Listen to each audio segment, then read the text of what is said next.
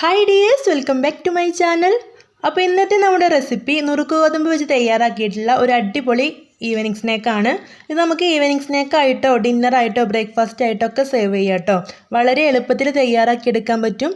അപ്പോൾ നമുക്കിത് എങ്ങനെയാണ് തയ്യാറാക്കുന്നതെന്ന് കണ്ടു നോക്കാം. അതിനു മുമ്പായിട്ട് എൻ്റെ ഈ ഒരു ചാനൽ ആദ്യമായിട്ട് കാണുന്നവരുണ്ടെങ്കിൽ ഒന്ന് സബ്സ്ക്രൈബ് ചെയ്തിട്ട് സപ്പോർട്ട് ചെയ്യണം കേട്ടോ. സബ്സ്ക്രൈബ് ചെയ്യുമ്പോൾ തൊട്ടടുത്ത് കാണുന്ന ഒരു കുഞ്ഞ് ബെല്ലൈക്കണും കൂടെ ഒന്ന് മറക്കാതെ പ്രസ് ചെയ്യണേ. ഇനി നമുക്ക് റെസിപ്പി കണ്ടു നോക്കാം. ഇത് തയ്യാറാക്കുന്നതിന് വേണ്ടി ആദ്യം തന്നെ ഇവിടെ മിക്സിയുടെ ജാർ എടുത്ത് വെച്ചിട്ടുണ്ട്. ഇനി നമുക്കിതിലേക്ക് തേങ്ങ ചിരവിയത് ചേർത്ത് കൊടുക്കണം.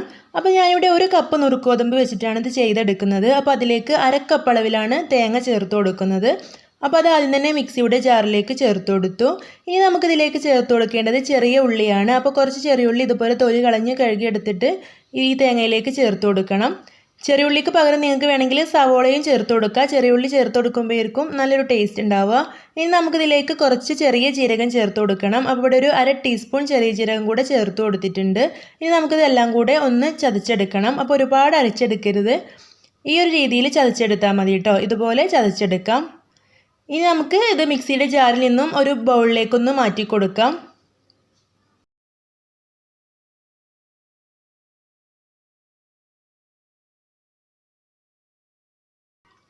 അപ്പോൾ ഇതിവിടെ ഞാൻ മുഴുവനായിട്ട് ഈ ഒരു ബൗളിലേക്ക് മാറ്റി കൊടുത്തിട്ടുണ്ട്. ഇനി നമുക്ക് ഈ ഒരു മിക്സിയുടെ ജാറിൽ തന്നെ വേണം നുറുക്ക് ഗോതമ്പ് ഒന്ന് ചതച്ചെടുക്കാനായിട്ട്. അപ്പോൾ അതിന് വേണ്ടി ഞാനിവിടെ ഒരു കപ്പ് നുറുക്ക് ഗോതമ്പ് 2-3 മണിക്കൂർ വെള്ളത്തിലിട്ട് കുതിർത്തെടുത്തതാണ്. അത് നന്നായിട്ട് കഴുകി ഊറ്റിയെടുത്തിട്ടുണ്ട്. അപ്പോൾ നിങ്ങൾ നുറുക്ക് ഗോതമ്പ് എടുക്കുമ്പോൾ ഇതുപോലെ തന്നെ ഒരു 2-3 മണിക്കൂറൊക്കെ നല്ലപോലെ കുതിർത്തെടുക്കണം കേട്ടോ. അതിനുശേഷം ഇതുപോലെ നല്ലപോലെ കഴുകിയിട്ട് ഊറ്റി വെക്കണം. അപ്പോൾ ഊറ്റി വെച്ചിട്ട് ഇതിലെ വെള്ളമൊക്കെ ചോർന്ന് പോകാനായിട്ട് വെയിറ്റ് ചെയ്യണം. ഒരുപാട് വെള്ളം ഇതിലുണ്ടാവാൻ പാടില്ല കേട്ടോ. ഇനി നമുക്ക് ഈ ഒരു മിക്സിയുടെ ജാറിലേക്ക് തന്നെ ഈ ഒരു നുറുക്ക് ഗോതമ്പ് കൂടെ ചേർത്ത് കൊടുക്കാം.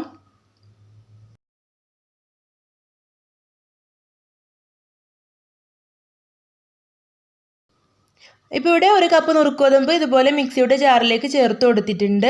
ഇനി നമുക്കിത് അരച്ചെടുക്കണം. അപ്പോൾ ഇതിൽ കുറച്ച് വെള്ളമൊക്കെ ഉണ്ടാവും എത്ര ഊറ്റി വെച്ചാലും. അപ്പോൾ അത് മതിയാവും, നമ്മൾ കൂടുതലൊന്നും വെള്ളം ചേർത്ത് കൊടുക്കേണ്ട ആവശ്യമില്ല. ഇത് നല്ലപോലെ ഒന്ന് അരച്ചെടുക്കണം. അപ്പോൾ ഞാനിവിടെ ഒന്ന് അരച്ചെടുത്തിട്ടുണ്ട്. അപ്പോൾ ഇതുപോലെയാണ് ആയിട്ടുള്ളത്. ഇനി നമുക്ക് സ്പൂൺ വെച്ചിട്ട് നന്നായിട്ട് ഇതൊന്ന് ഇളക്കി കൊടുക്കാം. അപ്പോൾ ഇതിൻ്റെ അടിഭാഗമൊക്കെ നന്നായിട്ടൊന്ന് അരഞ്ഞ് കിട്ടാൻ വേണ്ടിയിട്ടാണ് ഇതുപോലെ ഇളക്കി കൊടുക്കുന്നത്. എന്നിട്ട് വീണ്ടും നമുക്ക് ഒരു പ്രാവശ്യം കൂടെ അരച്ചെടുക്കാം. ഇപ്പോൾ ഇത് ഞാനിവിടെ അരച്ചെടുത്തിട്ടുണ്ട്. ഇനി ഈ ഒരു തേങ്ങയിലേക്ക് ഇത് ചേർത്ത് കൊടുക്കുകയാണ്. അപ്പോൾ ഞാനിവിടെ ഒരുപാട് അരച്ച് പേസ്റ്റ് ആക്കി എടുത്തിട്ടൊന്നുമില്ല. ഇതിൽ ചെറിയ ചെറിയ അളവിൽ ഇങ്ങനെ നുറുക്ക് ഗോതമ്പ് തരി ആയിട്ടൊക്കെ കിടപ്പുണ്ട്.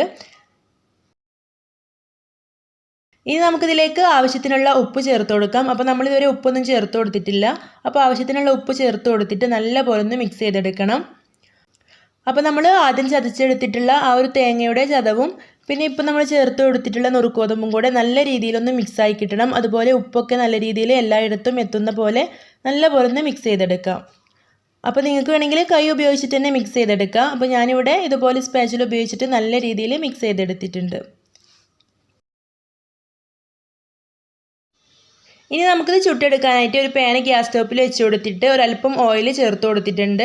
അപ്പോൾ നമ്മളിത് ഷാലോ ഫ്രൈ ആണ് ചെയ്തെടുക്കുന്നത്. അതുകൊണ്ട് തന്നെ ഒരുപാട് ഓയിലൊന്നും ചേർത്ത് കൊടുക്കേണ്ട ആവശ്യമില്ല. ഇതുപോലെ കുറച്ച് ചേർത്ത് കൊടുത്താൽ മതി. ഇനി നമുക്ക് ഈ ഒരു മാവിൽ നിന്ന് ഇതുപോലെ കുറച്ച് എടുത്തിട്ട് ഇതുപോലെ ബോൾസ് ആക്കി എടുത്തിട്ട് ഈ ഒരു പാനിൽ വെച്ചിട്ട് ഒന്ന് പരത്തി കൊടുക്കണം.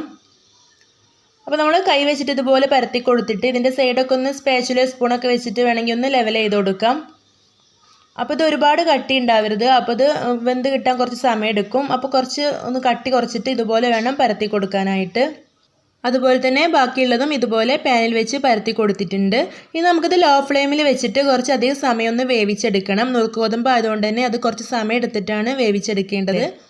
അപ്പോൾ ഞാനിതിവിടെ നുറുക്ക് ഗോതമ്പ് ഒരുപാട് അങ്ങോട്ട് അരച്ച് പേസ്റ്റ് ആക്കി എടുത്തിട്ടില്ലായിരുന്നു. അപ്പോൾ നിങ്ങൾ തയ്യാറാക്കി എടുക്കുമ്പോൾ നല്ലപോലെ പേസ്റ്റ് ആക്കി അരച്ചിട്ട് തയ്യാറാക്കി എടുക്കാൻ ശ്രദ്ധിക്കുക കേട്ടോ. അപ്പോൾ പെട്ടെന്ന് തന്നെ വെന്ത് കിട്ടും.